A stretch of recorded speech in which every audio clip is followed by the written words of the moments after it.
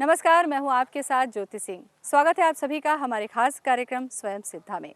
स्वयं सिद्धा वो जिसने साबित किया खुद को चुनौतियों में, तमाम झंझावातों में, विपरीत परिस्थितियों में और पुरुषों के बनाए रास्तों में, और ऐसी मिसाल पेश की कि दुनिया खुद उसकी देती है मिसाल। तो चलिए शुरू करते हैं स्वयं सिद्धा का ये सफर।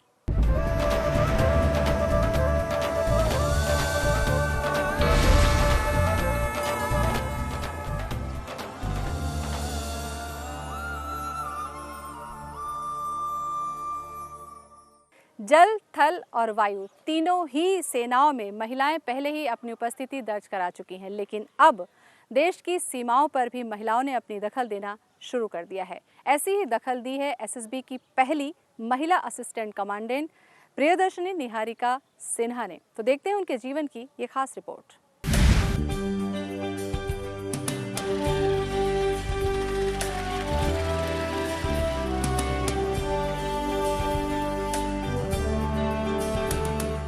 बरसों पहले 5 साल की बच्ची से बस्तर के कोटा कैंप में पदस्थ तत्कालीन आईजी ने पूछा कि बेटा आप बड़े होकर क्या बनोगी, तो उस बच्ची ने कहा कि मैं अपने पापा की तरह पुलिस ऑफिसर बनूंगी। जी हाँ, और आज उसी बच्ची ने अपने उस सपने को साकार कर लिया है। हम बात कर रहे हैं भिलाई के सुपेला में रहने वाली प्रियदर्शनी निहारिका सिन्हा की।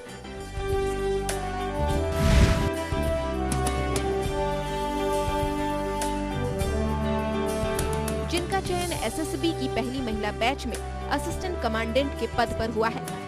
गौरतलब है कि सशस्त्र सीमा बल में पहली बार महिलाओं को शामिल किया गया है। 2014 में यूपीएससी के जरिए एसएसबी में निहारिका का चयन हुआ। छत्तीसगढ़ की माटी के लिए ये गर्व का विषय है कि देश भर में सिर्फ 4 महिलाओं का चयन एसएसबी में हुआ है, जिसमें से निहारिका भी एक है।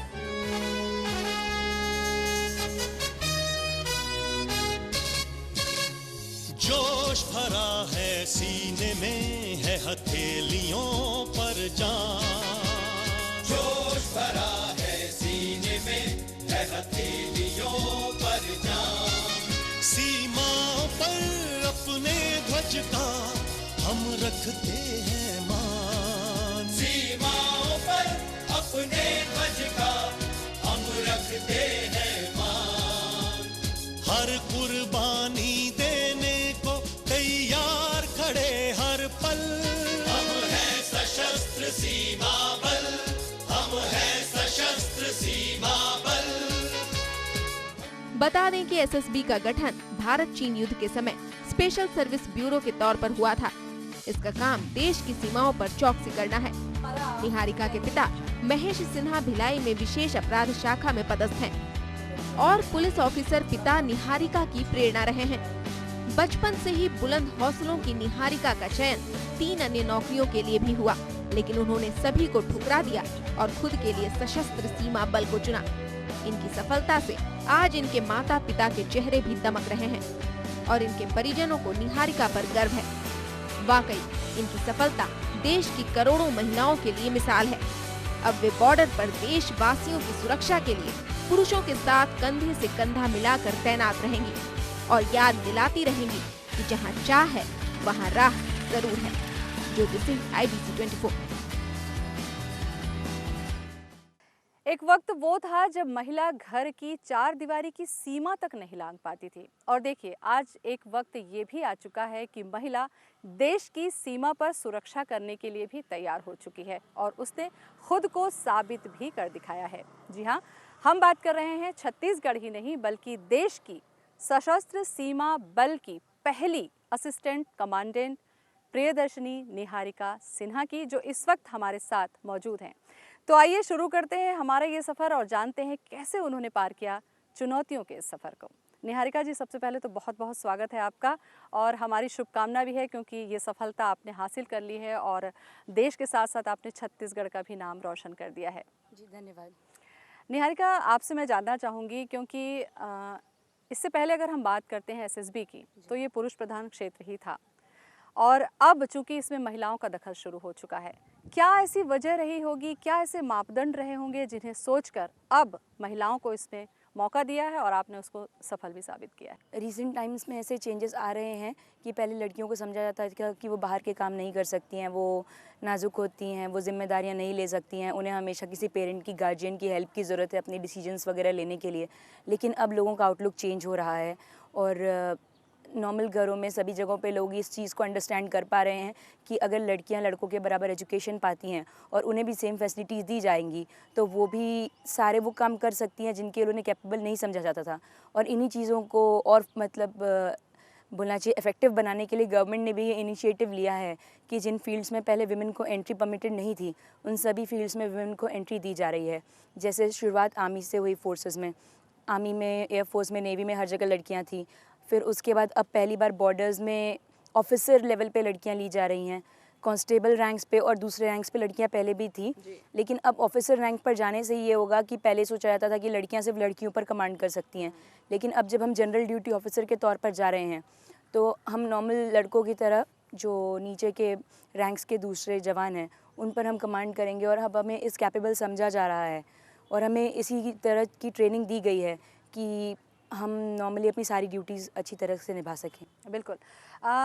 जैसा कि आपने कहा, कुछ इलाके कहना चाहिए, कुछ क्षेत्र ऐसे थे निहारिका जिसमें ये होता था कि नहीं, पुरुष ही इसमें कर सकते हैं, क्योंकि जहाँ पर सेना की बात आ जाती है, जहाँ पर शरीर के ताकत की बात आ जाती है, वहाँ पर ये समझा जाता है कि लड़कियों के अंदर शायद उतनी शरीर में ताकत नहीं होती होगी या शादी या बच्चों के बाद वो कमज़ोर हो जाती हैं। क्या एक ये सोच रही होगी कि इस तरीके की जो सेवाएं हैं या इस तरीके का जो कार्य है उसमें ये प्रतिबंध रहा होगा जो अब धीरे धीरे महिलाएं जो है इसको साबित कर रही हैं? पहले ऐसा सोचा जाता था, लेकिन अब चूँकि लोगों के रहन सहन के तरीके में परिवर्तन आया है, लोगों की सोच में परिवर्तन आया है और सिर्फ यही नहीं कि हमें सारा टाइम बॉर्डर पर ड्यूटीज़ देनी है, क्योंकि मान लीजिए कि मैं एज ऑफिसर रैंक पर अभी जा रही हूँ तो 5-6 इयर्स एक्टिव बॉर्डर सर्विस के बाद मेरे रोल डाइवर्ट होंगे, मैं अपनी ही फोर्स के अंदर आगे प्रमोशन लेके दूसरे काम कर सकती हूँ या 5-6 साल के बाद डेपुटेशन लेकर मैं SPG में जा सकती हूँ, मैं UN में जाके दूसरे देशों में जहाँ इंडिया की पीस कीपिंग फोर्स है वहाँ जाके अपनी सेवाएं दे सकती हूँ।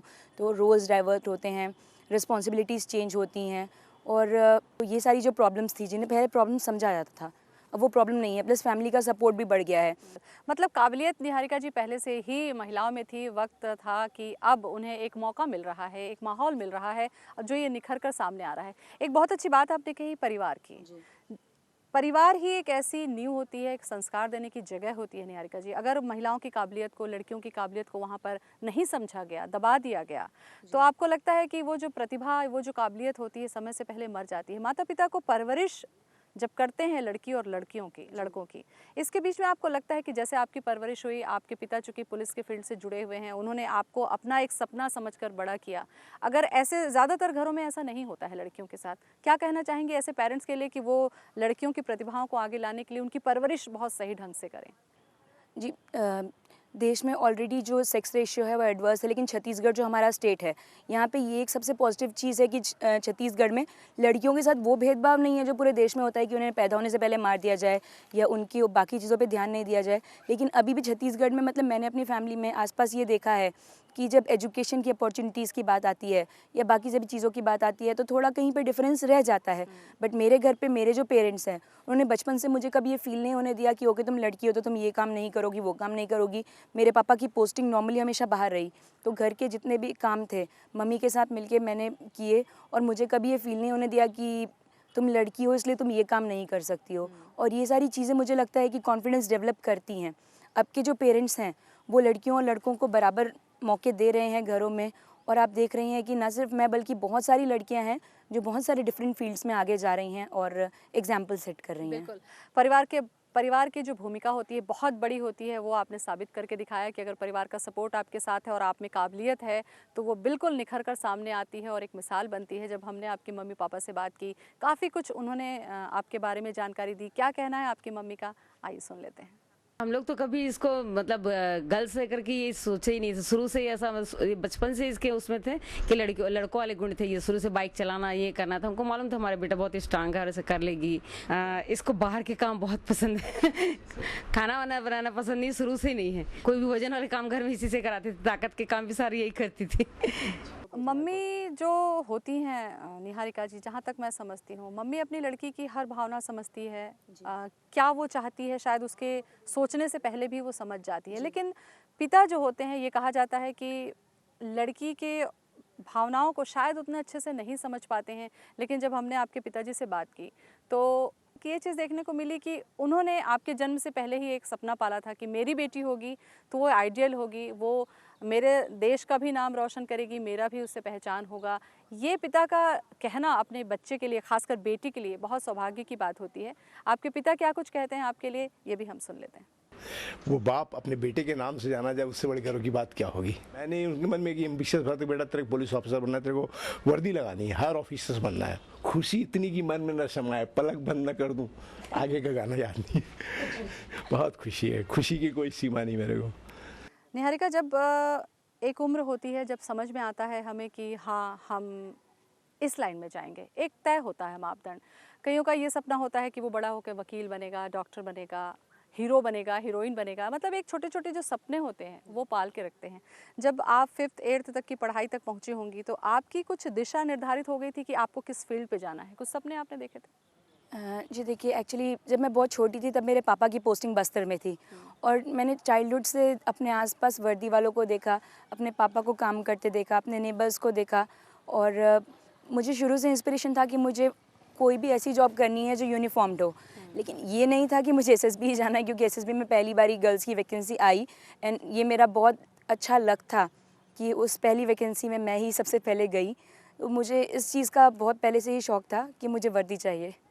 मतलब वर्दी मिलना ये तो तय था, लेकिन मेरा वो एक पैशन था कि एसएसबी की होगी या किसी आईपीएस की होगी, मतलब ये तय नहीं था। जी। और अगर आप समझती हैं कि एक लड़की की ज़िंदगी में जैसे परिवार का बहुत बड़ा योगदान हमने हुआ, अब आगे चलकर एक पड़ाव आपकी ज़िंदगी में आएगा जब आपका जीवन साथी, आपका लाइफ पार्टनर जो है वो आपके साथ जुड़ेगा। क्या सोचती हैं आप कि आपका जीवन साथी कैसा होना चाहिए? क्या वो भी वर्दी से जुड़ा हुआ होगा या उसके लिए कुछ सपने आपने देखे हैं? जी, चाहे वो किसी भी जॉब से हो, सिविल से या यूनिफॉर्म सर्विसेज से, लेकिन वो मेरे जॉब की कंपल्शंस को, मेरे जॉब की जो भी हार्डशिप्स हैं उन सभी को समझे और मेरे साथ कोऑपरेट करे। मतलब कभी ये प्रॉब्लम ना हो कि अगर मैं कहूँ, जैसे कि नॉर्मली बॉयज़ अगर लेट नाइट तक ड्यूटी करते हैं तो उनकी फैमिली को प्रॉब्लम नहीं होती है, और सिमिलरली क्योंकि मैं ऐसी पोस्ट पे हूँ, मैं ऐसी जॉब में हूँ कि हो सकता है मुझे भी लेट नाइट तक ड्यूटीज़ करनी पड़े, मैं भी दौरे पे जाऊँ, मैं भी दंगों में जाऊँ, मुझे भी मतलब इलेक्शन ड्यूटीज़ वगैरह करानी पड़े, ये सब चीज़ें मेरे जॉब का पार्ट होंगी। तो इन सभी चीज़ों से उससे कोई प्रॉब्लम ना हो और वो मेरे साथ कोऑपरेट करे। अब चूँकि आपके लिए कड़ी चुनौती होगी, अभी आपकी कमांडो की जो ट्रेनिंग है वो भी बाकी है। एक लड़की होने के नाते हमारा जो शरीर होता है निहारिका जी, क्या आपको लगता है कि इतनी कड़ी ट्रेनिंग जब आपने की या आगे चलकर एक कड़ी ट्रेनिंग आप करेंगी, क्या आपको लगता है कि महिला और पुरुष के शरीर होने का कुछ वो फ़र्क महसूस आपने किया या नहीं, हम सब एक काबिल ही होते हैं इस लाइफ? देखिए, जो ट्रेनिंग इंस्टीट्यूट्स होते हैं वो खुद ही इसी बात को समझते हैं कि थोड़ा तो फ़र्क होता है बायोलॉजिकली गर्ल्स और बॉयज़ में, वो सारे काम इक्वली नहीं कर सकते हैं। लेकिन उसके बावजूद जब आपको प्रॉपर ट्रेनिंग दी जाती है, जब आपको प्रॉपर मोटिवेशन दिया जाता है, तो मोर और लेस हाँ, बॉयज़ के बराबर शेड्यूल में सारा काम कर लेते हैं। आप सारी वो चीज़ें कर सकते हैं जो बॉयज़ कर सकते हैं, क्योंकि वहाँ पर कुछ ऐसा नहीं है जो कोई नहीं कर सकता। ये सारे हमारे दिमाग के बैरियर्स हैं कि हम ये नहीं कर सकते, हम वो नहीं कर सकते, हम लेट नाइट जाग नहीं सकते, हम बर्फ़ में जाके अपने सारे काम नहीं कर सकते। तो मैंने अपनी 1 साल की ट्रेनिंग में ये फ़ील किया कि मेरे इंस्ट्रक्टर्स और जो मेरी एकेडमी थी, उन्होंने हमें इतना मोटिवेट किया। मेरी जो टीम, मतलब मेरे साथ जो बाकी ट्रेनिंग कर रहे थे ट्रेनिंग ऑफिसर्स, उन लोगों का जो मेरा ग्रुप था वो इतना अच्छा था कि उन्होंने हमें कभी फ़ील नहीं होने दिया कि हम लड़की हैं और ये काम हम नहीं कर सकते। इनफैक्ट मतलब कई बार हम अगर कोई भी काम ज़रा सा भी अच्छा करते तो हमेशा बॉयज़ को इस चीज़ का एग्जांपल देते थे कि देखो, लड़कियों होकर भी इन्होंने ये सारा काम किया, तो बॉयज़ को भी सीखना चाहिए कि आप ये कर सकते हैं, आप वो कर सकते हैं।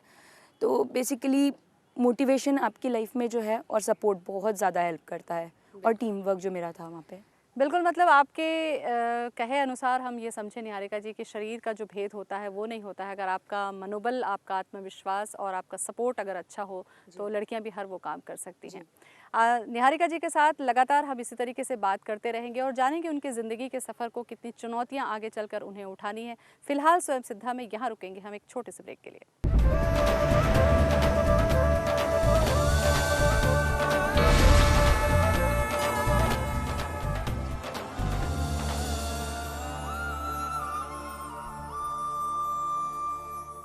ब्रेक के बाद स्वागत है आपका। आप देख रहे हैं हमारा खास कार्यक्रम स्वयं सिद्धा। इस कार्यक्रम में आज हम आपकी मुलाकात करवा रहे हैं एसएसबी की पहली महिला असिस्टेंट कमांडेंट प्रियदर्शनी निहारिका सिन्हा से। तो आइए उनसे बातचीत का सफ़र आगे बढ़ाते हैं। निहारिका जी, चूँकि अब आपकी जो चुनौतियां हैं वो बहुत सारी होने वाली है। एक ऐसी लड़की जो बहुत ही पारिवारिक माहौल जिनका सपोर्टिव नहीं होता है, लेकिन वो आगे बढ़ना चाहती हैं। अब चूँकि अब आपने इस मुकाम को हासिल कर लिया है, क्या कुछ कहना चाहेंगी ऐसी लड़कियों के लिए जिनके अंदर जज्बा तो है आगे बढ़ने का, लेकिन चुनौतियां बहुत होती हैं? कैसे निपट के वो अपने सपनों को एक मुकाम के रूप में हासिल करें? आजकल ये जनरेशन गैप बहुत ज़्यादा आ रहा है कि पेरेंट्स जो सोचते हैं और बच्चे जो सोचते हैं, उस सोच के फ़र्क को हम गैप नहीं कर पा रहे हैं। तो उसी तरह से जब और भी लड़कियां आगे जाएंगी तो पेरेंट्स को ये बात समझनी चाहिए कि बच्चे सिर्फ खुद से कुछ नहीं करते हैं। जब तक मम्मी पापा सपोर्ट नहीं करेंगे तब तक बच्चे सिर्फ पढ़कर या सिर्फ अपनी मेहनत से कुछ नहीं बनते हैं। वो पेरेंट्स की मदद से ही बहुत कुछ करते हैं। लाइक अगर किसी की जॉब लगती है और उसके पेरेंट्स अलाउ नहीं करते हैं वहाँ जाने के लिए, वो काम करने के लिए, तो वो बच्चा कभी नहीं कर पाएगा। और अगर पेरेंट्स को खुश नहीं करके कोई काम किया जाता है तो वो काम कभी इफ़ेक्टिव भी नहीं रहता है। तो all the onus lies upon parents की वो अपने बच्चों को सपोर्ट करें, वो इस बात को समझें कि बच्चे क्या करना चाहते हैं।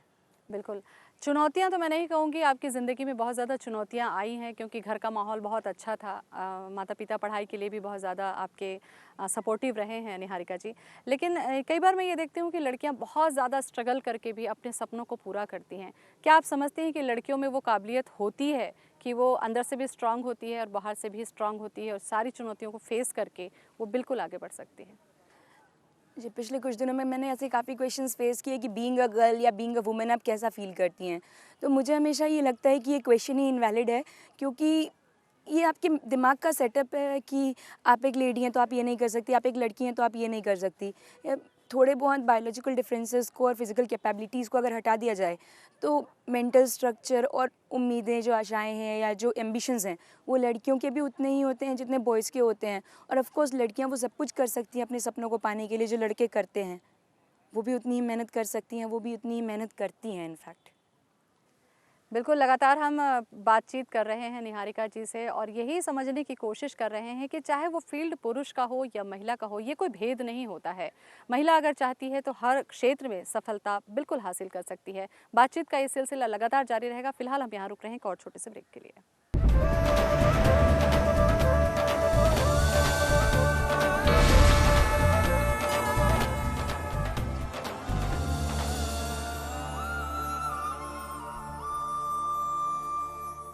ब्रेक के बाद स्वागत है आपका। आप देख रहे हैं हमारा खास कार्यक्रम स्वयं सिद्धा। एसएसबी की पहली महिला असिस्टेंट कमांडेंट निहारिका जी हमारे साथ मौजूद हैं।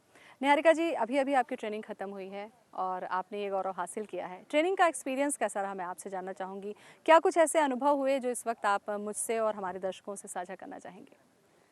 जी, जैसा कि आपने खुद ही कह दिया कि मैं एसएसबी के लिए भी पहली लेडी ऑफिसर हूँ, तो जितना चैलेंजिंग ये हमारे लिए थी ट्रेनिंग, उतना ही हमारे ट्रेनर्स, इंस्ट्रक्टर्स और एकेडमी के लिए थी, क्योंकि उन्होंने भी इससे पहले लेडी ट्रेनीज़ को ट्रेन नहीं किया था।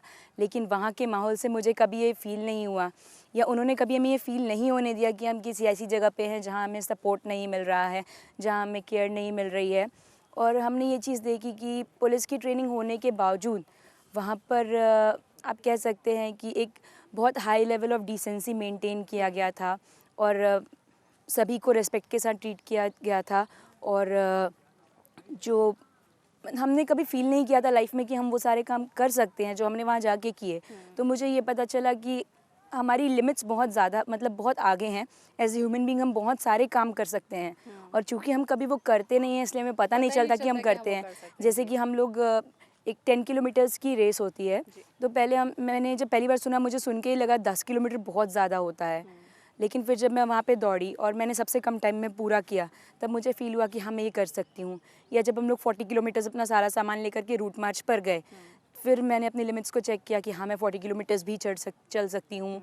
या हम लोग ट्रैकिंग के लिए गए थे एडवेंचर स्पोर्ट्स में, तब मैंने फ़ील किया कि ओके, जहाँ पर नॉर्मल इंसान जो है वो माउंटेन सिकनेस या हाई एल्टीट्यूड की दूसरी प्रॉब्लम्स को फेस कर रहा है, हम अपनी ट्रेनिंग के बाद इतने स्ट्रॉन्ग हो चुके हैं कि हम उन सभी जगहों पे जहाँ नॉर्मल इंसान फैटीग से परेशान हो जाता है, हम आराम से 5000 मीटर की ऊंचाई पर भी चल कर गए। वहाँ पे भी हम मज़े कर रहे थे। अब सब लोग वहाँ पर बैठे हुए थे जाकर कि ओके, अब थक गए हैं। वहाँ पर भी हम फ़ोटोज़ खींच रहे थे, हमने एंजॉय किया। तो मुझे ये पता चला कि ट्रेनिंग में हमें इनिशियली पता नहीं चलता कि हम क्या कर रहे हैं, बट लेटर ऑन आपकी सारी स्ट्रेंथ बाहर आती है बॉडी की। ये जैसा कि आपने कहा कि कुछ जो ताकत होती है हमारे अंदर वो हमें भी पता नहीं होती है। ऐसी जो ट्रेनिंग होती है, जैसा कि अभी आपने बताया कि फ़र्स्ट ट्रेनिंग रही होगी एकेडमी के लिहाज से भी जब महिलाओं के लिए डिज़ाइन किया गया होगा, क्या आपको लगता है कि इसके पहले जो लड़कों की ट्रेनिंग होती रही होती उसके अलावा कुछ खास रणनीति अपनाई गई, या दोनों के लिए एक उसी नियम या उसी मापदंड पर चलकर उन्होंने इस ट्रेनिंग को अंजाम दिया? देखिए, हमें शुरू से ये बोला गया कि आप अपने आप को कभी लड़कों से अलग मत समझिए, क्योंकि आपको भी उसी पोस्ट पे बैठना है जहाँ लड़के होते हैं और आपको सारे लड़कों पर कमांड करना है। तो हमारी ट्रेनिंग में कभी कोई फ़र्क नहीं किया गया कि आप लड़की हो तो आप ये काम नहीं करोगी। यहाँ पर हमारे पेरेंट्स बोलते हैं कि अरे आप तुम इतनी दूर क्यों जा रही हो, इतनी रात को यहाँ क्यों, वहाँ क्यों, लेकिन हमें ये कभी नहीं फील होने दिया कि आप लड़की हो तो आप यहाँ नहीं जाओगी, आप लड़की हो तो आप वो नहीं करोगी। इनफैक्ट हमें हमेशा इनकरेज किया जाता है कि हर वो काम आप कीजिए जो बॉयज़ करते हैं, आप अपनी सारी लिमिट्स चेक करिए, आप सारी चीज़ें कर सकती हैं। बिल्कुल। एक आखिरी क्वेश्चन मैं आपसे ये जानना चाहूँगी, क्योंकि जिन 4 लड़कियों का चयन इस बार खुशकिस्मती कहिए, संयोग कहिए कि चारों ही लड़कियां हैं और उनमें एक आप हैं जो कि छत्तीसगढ़ को बिलोंग करती हैं। छत्तीसगढ़ के लिए ये कयास लगाया जाता है निहारिका जी की काफ़ी पिछड़ा हुआ इलाका है, पढ़ाई लिखाई में भी बहुत ज़्यादा आगे नहीं है, लड़कियों के मामले में भी बहुत ज़्यादा एडवांस नहीं है पढ़ाई लिखाई को लेकर माता पिता। ऐसे में छत्तीसगढ़ को किस तरीके से रिप्रेजेंट किया आपने? छत्तीसगढ़ के लिए क्या कुछ कहना चाहेंगे आप? जी, जो एसएसबी का रैंक स्ट्रक्चर है उसमें पहले ही छत्तीसगढ़ का रिप्रेजेंटेशन बहुत कम है, और ये भी देखा गया है कि बाहर की जो जॉब्स हैं उसमें छत्तीसगढ़ के बंदे बहुत कम हैं।